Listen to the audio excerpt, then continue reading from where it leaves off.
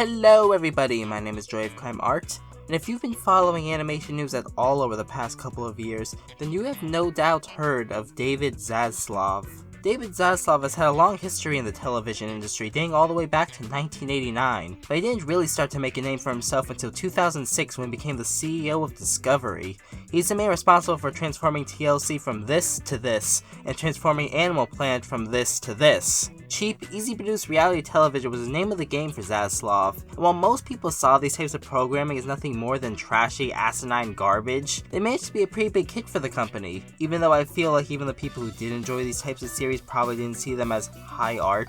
We are addicted to drinking our urine. But I wouldn't want to waste it. That's a sin. But still, Zaslav had found his niche.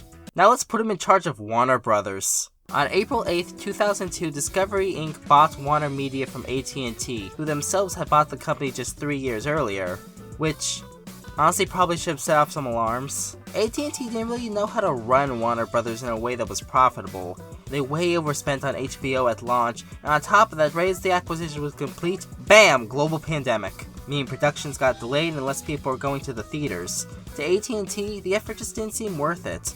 So AT&T agreed to sell the company in exchange for whoever bought it from them taking on all of Warner Brothers' debt. And Discovery and David Zaslav were happy to oblige. Sure, it was a risk, as the company would be in massive debt right out the gate, but if they could find a way to get out of that debt, Discovery would be the owners of one of the most beloved entertainment companies of all time. So the deal went through, and David Zaslav made it his mission to get Warner Brothers out of its debt. I mean, you know how the old saying goes, you can't make an omelet without scrubbing Infinity Train from streaming. Yet to say that Zaslav's decision regarding Warner Brothers were unpopular would be the understatement of the century. We passed Kenmore Square.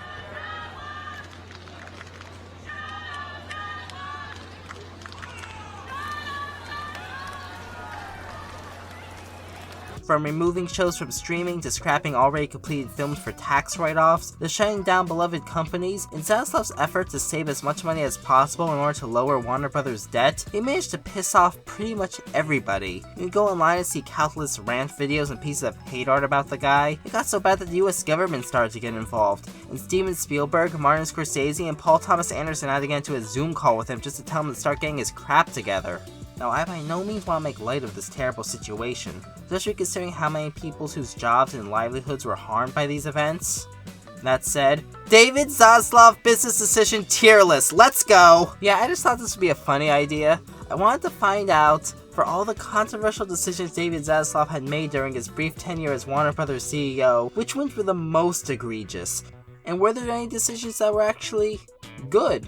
So I have compiled a tier list of various decisions that have occurred ever since Warner Brothers merged with Discovery. I obviously couldn't include everything, but I tried to include all the major shakeups. I will be placing these decisions on a scale from S to F, with my criteria for these rankings being a combination of both my personal feelings about the decision and how good the decisions were from a business perspective, in order to try to stay a little objective. The worse the decision is, the lower on the list it goes. Now I think it should go without saying that I'm doing this video mainly for the meme, so try not to take anything too seriously. Obviously, I have no idea how running a multi-billion-dollar business works, so I feel like I'm in no real position to say what is and isn't a good business decision or not. This is just a fun thought exercise. I am also very much aware that a lot of these decisions probably weren't actually dictated by Zaslav himself. I don't think David Zaslav was just sitting in his office one day and decided to press the write-off final space button. So with all that said, let's dive in and discuss David Zaslav's decisions as Warner Brothers CEO. So what are we starting with? Oh man, that's an easy one, F tier. Next! Alright, I figured I'd start by getting the big one out of the way first. The removal of several series from streaming in order to save money on residuals.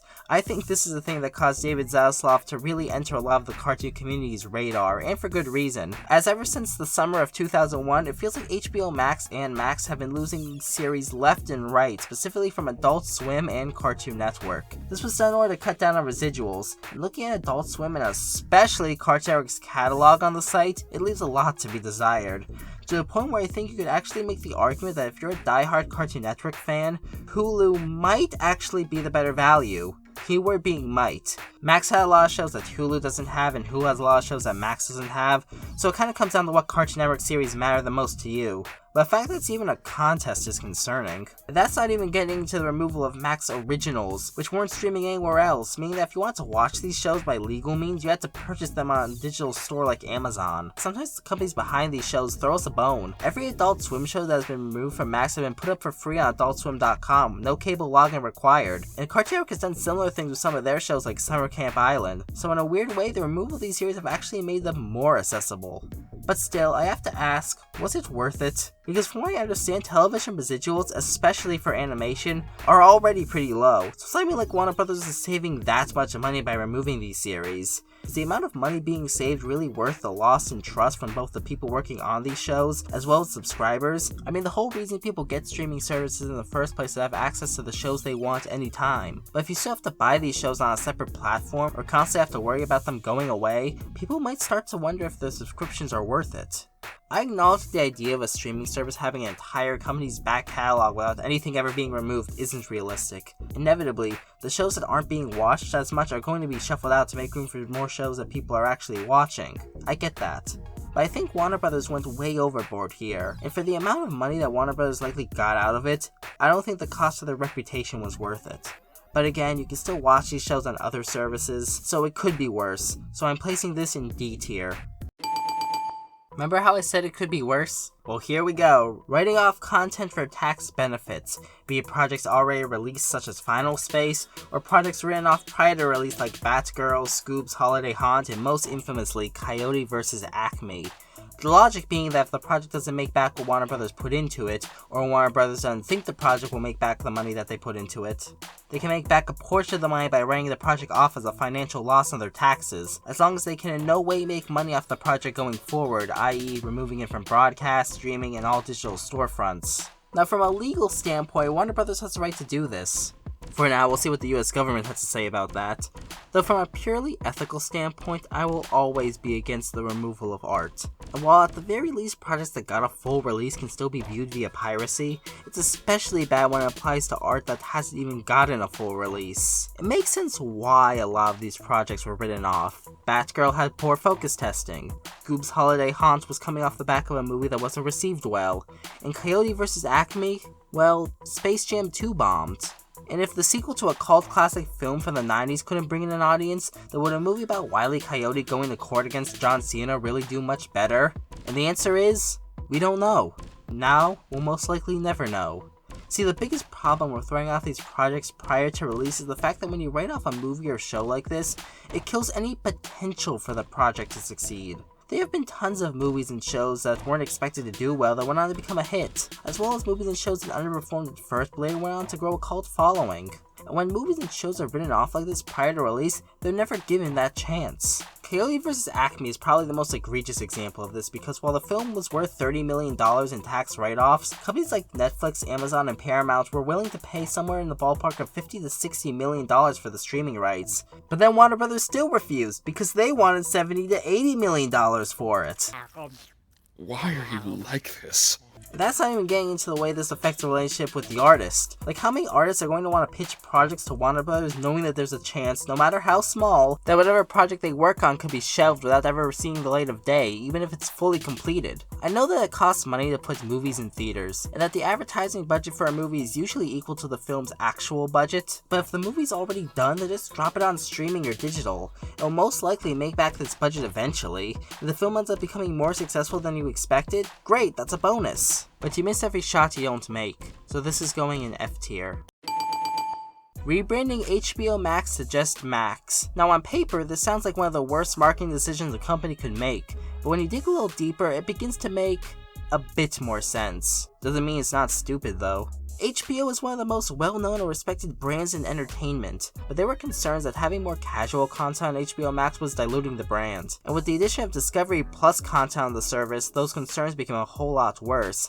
HBO Max! Home of Dr. Pimple Popper. Plus, there were lots of confusion about what HBO Max actually was. A lot of people thought HBO Max was a service exclusively for HBO stuff. The existence of HBO Now and HBO Go made it a lot more confusing. They had to make a whole YouTube video explaining the differences between the three apps. This isn't normal. Also, the HBO branding was apparently causing parents to associate the app with more mature content, and as such, kids and families weren't watching the service, which is probably a big reason why so much content from Cartoon Network ended up being removed. Personally, I was never a big fan of the name HBO Max. I just kinda got used to it. I always thought it was weird how HBO was given so much focus when the service provided so much more than that, so a name change does make a lot of sense. But like, why just Max? That's the best you could come up with? It's literally just a regular name. That'd be like if Paramount Plus renamed themselves to Gaylord. You could have gone with Warner Max, WB Max, Warner Discovery. Heck, even Warner Plus would have been a better and more easy to understand name. Also, if a big reason for the name change was to bring back the kids and family audience, then why did you remove a bunch more Cartoon Network shows the exact day the rebrand happened? What is wrong with you? I'm not against the name changing concept, but the execution was definitely sloppy. But overall, the decision does make sense from a business perspective, so I'm gonna put this in C tier. The walled garden is an industry term for when a company takes all of their content and locks it behind their streaming service in order to try to get people to subscribe. And as it turns out, the strategy usually isn't the most profitable, which is why as the years have gone on, we've seen more companies selling their shows to competing platforms. And Warner Brothers is no different, with lots of Warner Brothers shows and movies not only streaming on competing services, but in some cases premiering on them as well. It may feel like a bit of a slap to the face to see shows like OKKO on Hulu, or Justice League Action on Amazon Prime when Max is supposed to be the Warner Brothers service. And seeing stuff like the upcoming Batman the Caped Crusader series being listed as an Amazon Prime original definitely feels a tad bizarre.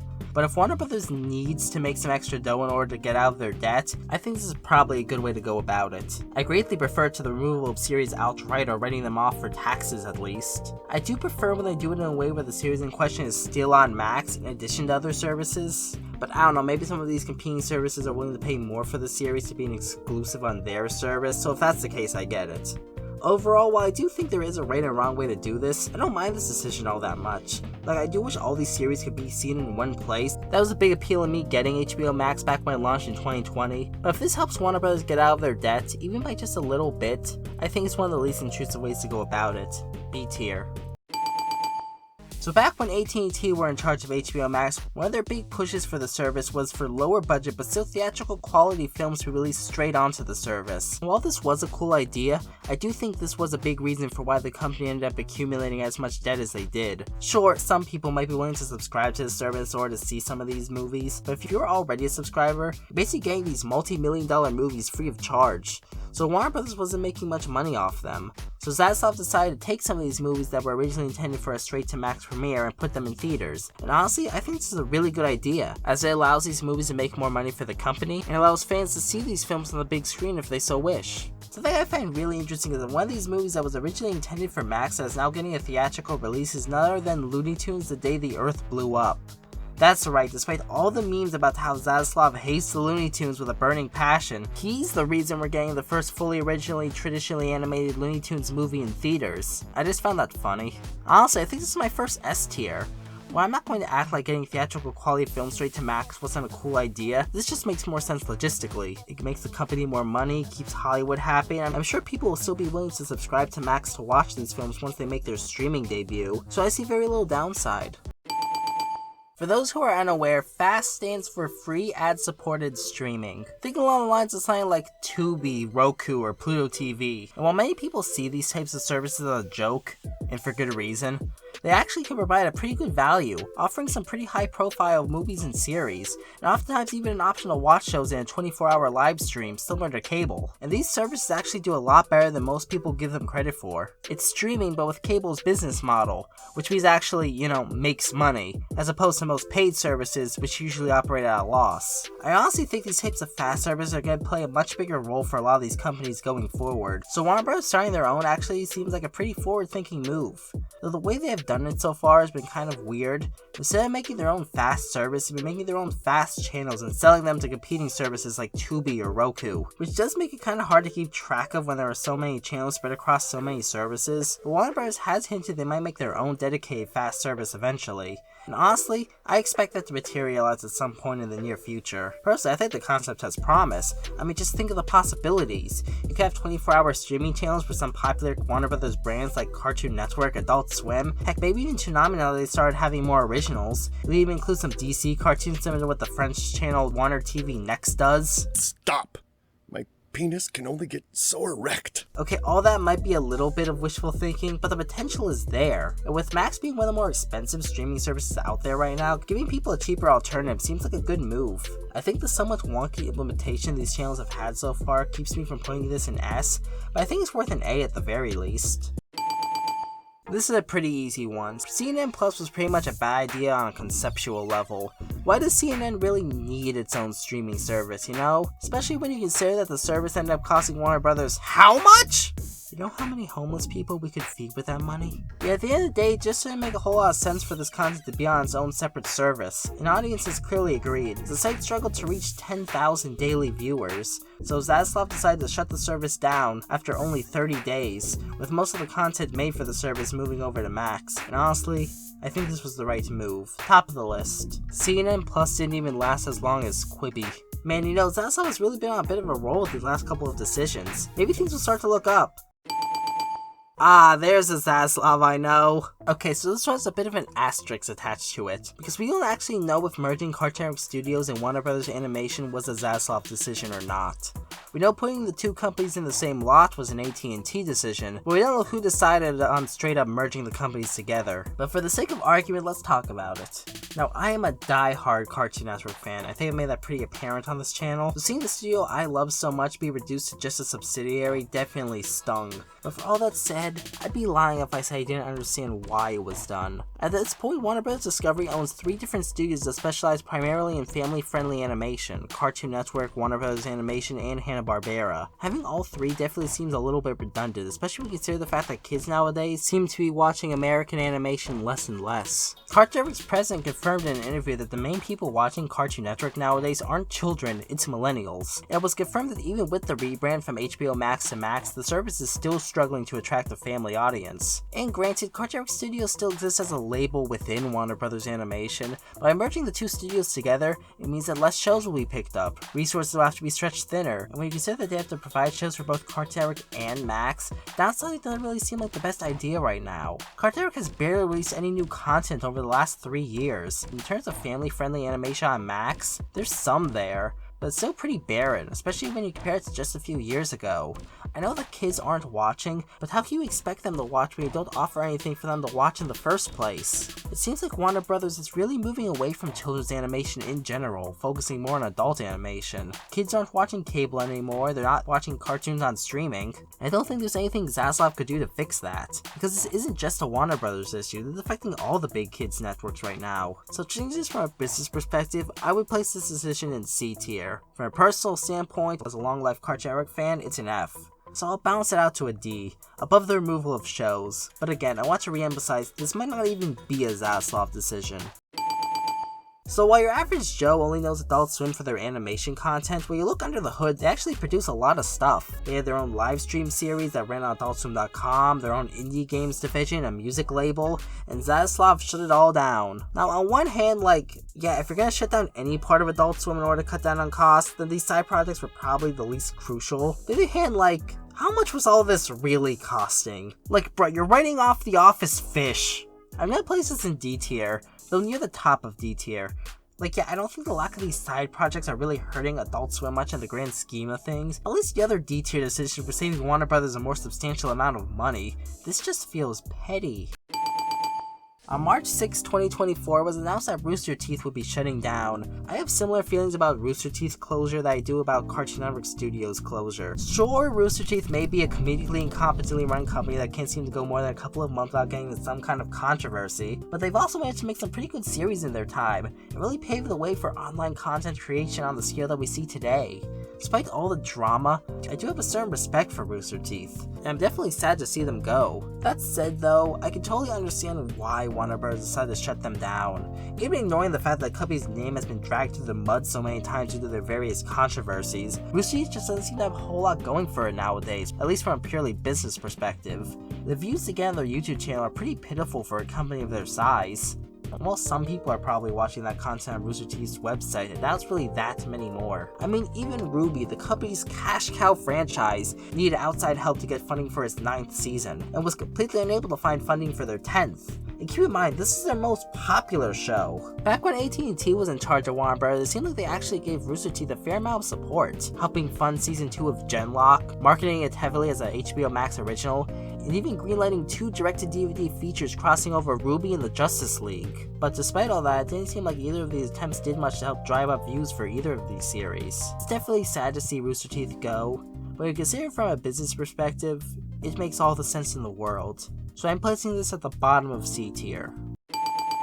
Speaking of never-ending controversies, The Flash sure was a movie, and Warner Bros. Hyped this movie hard prior to its release, with Zaslav himself calling it the best superhero movie he ever saw, though those feelings weren't shared by audiences, as the movie was a massive bomb at the box office, got lukewarm reviews from critics at best, was criticized for its use of CGI deepfake technology in order to bring back dead actors, was criticized for its CGI in general. That's not getting into the many controversies of the film's main actor, Ezra Miller. Many people were angry that Ezra Miller got to keep their role in the film despite their many crimes, with some people going as far as to say that The Flash deserved to be written off for taxes more than movies like Batgirl. Now, the idea that any film deserves to be written off is something that I just can't agree with. Regardless of your thoughts on Ezra Miller, I don't think that film deserves to be shelved just because of the actions of one individual, even if that one individual is the main star. Movies are a collaborative effort after all, especially big blockbusters like this. Now, I have no idea if Zaslav actually thinks The Flash is the best superhero movie of all time, or if he just said that as a way to hype up the film. He definitely had reason to hype this movie up, as the film had a nightmare of a production, going through countless directors and rewrites and reshoots, all in an attempt to match the ever-changing tone and continuity of the DCEU. I think the sunk cost fallacy was at play here. Like, this film is so over budget and has so much bad press behind it, it needs to be a hit if we want to break even. So let's do another reshoot! I also think there was another reason why Warner Bros. Was hyping this movie as much as they did. Now, not to put on my tinfoil hat, but we know that this movie had gone through constant rewrites and reshoots. Given the fact that this film was a loose adaptation of Flashpoint, I theorized that this film was originally intended to act as a bit of a soft reboot for the DCEU as a whole. You know, keep all the stuff that people liked about the DCEU and get rid of the stuff that people didn't like. That's what Flashpoint was like in the comics after all. But after even the well-received DC Heroes movie started to bomb, I think Warner Bros. Decided it would be best to cut their losses and just start from scratch. Again, this is all my own personal theory, but if this was the case and was designed to set up the DCU's new status quo, it would explain why Zaslav would want or even need this film to be a hit. But the film bombing might have been for the best, because with the DCU being officially dead, it allowed for Warner Bros. To start fresh. And while Zaslav's comments may be funny in hindsight, I can't fault the guy for just trying to hype up the company's latest blockbuster. So I'm putting this in the middle of C tier. I don't even understand what the sentence means, but F tier. Not as bad as tax write-offs, but like, who was gonna buy The Flash as an NFT? Couldn't even make an NFT of a good movie. So like I said, after DC suffered bomb after bomb after bomb, it was decided to wipe the slate clean. The DCEU died how it lived, being unpopular. A new attempt to create an interconnected DC universe was developed, titled the DCU, and James Gunn was brought on as head of the project, a la Kevin Feige. The decision was generally viewed as a good thing by people online, though personally, I'm not so sure. James Gunn is a good director. James Gunn also has a very specific style. His works are often quirky, edgy, and kind of bizarre. While the style and tone worked for series like Guardians of the Galaxy, The Suicide Squad, and Peacemaker, I'm not sure how well that tone will work for his upcoming Superman film or the new DC universe as a whole. Plus, it seems like the DCU is already making a lot of mistakes that the DCEU suffered from. Everyone complained about how the DCEU rushed to introduce characters without giving the universe a chance to grow organically. But despite that, Superman Legacy alone is set to feature Guy Gardner, Hawkgirl, Mr. Terrific, Metamorpho, The Authority. Who? There's also a lot of other weird creative decisions too. Like Peacemaker Season 2 is supposed to be in the new DCU, but Season 1 isn't. It's just not canon anymore, I guess? I know that show is popular, but I feel like they're just getting confused casuals more than anything. It's also supposed to be straight to Max series set in the DCU that's supposed to tie into the movies. Yeah, because that worked so well when Marvel did it. This may be my most controversial choice, but I'm putting this in C tier, right here. I don't want to count James Gunn out yet, because I could see him making something really good here. But there are some choices that do have me concerned for the new universe's future. All I know is that, with things not looking so hot for Marvel right now, I think this is do or die time for DC. If Superman Legacy is a hit, we could see a shift in the paradigm, where DC films are on the top of the world, while Marvel films are seen as the laughingstock of the internet. But if Superman Legacy fails to win over audiences, or even if it just does okay, it could be the end of the superhero genre's decade and a half of cultural dominance. So we're just going to have to wait and see. So recently it was announced that Warner Bros. Wanted to expand more into the anime market. Warner Bros. Used to own Crunchyroll, but they sold it to Sony back when AT&T was in charge. And personally, I think this is one of the worst decisions AT&T made. If it was eligible for this list, it would be an F tier. Anime is huge nowadays, and it's only getting bigger every year. So to take your only major stock in that market and sell it to one of your competitors, practically giving them a monopoly on the market in the process seems very short-sighted. But Warner Bros. Still has some ties to anime, even in some ways people might not think. And under Zaslav, it seems like they want to expand these ties, be it through things like the upcoming Suicide Squad Isekai series, the Lord of the Rings The War of Rohirrim film, or the many original animes coming to Adult Swim. Regardless of these projects' quality, I think the idea of Warner Bros. Expanding into the anime market is a good decision. Again, I think anime is just too big of a market for Warner Bros. To not have a stake in. I admit that I wish they weren't so focused in attaching so many Warner Brothers IPs to these projects. Not that it makes them bad or can't work, I just think they're overdoing it a bit. But still, I'm placing this in A tier, just below the fast service. I think doing this is a smart idea, and will not only help appeal to Western anime fans, but also act as a good way for Warner Bros. To increase their foothold in the Asian market as well. Okay, Warner Bros., when I said increase your foothold in the Asian market, this isn't what I meant. F tier, below everything else. What are you monsters? And finally, wrapping up this list, we have the potential merging of Warner Bros. Discovery and another large corporate entity, either Paramount or Comcast. This is something that Zaslav has expressed a fair amount of interest in, and honestly, I think it's a terrible idea. These companies keep trying to merge into these bigger conglomerates and attempt to get out of their debt, to become these all-consuming forces. And while that may work in the short term, it doesn't seem to work out in the long term most of the time. Like if Warner Bros. Merging with AT&T didn't fix things, and merging with Discovery didn't fix things, they don't see how them merging with Paramount or Comcast will do much better. You can't always just buy your way to victory. Another buyout will just lead to more corporate shakeups, more laid-off jobs, more tax write-offs, more subsidiaries going under, which isn't what the entertainment industry needs right now when things are already in such a volatile state. So I'm putting this in F tier, right here. So Zaslav's time at Warner Bros. Discovery has not been the greatest. I know, what a controversial take.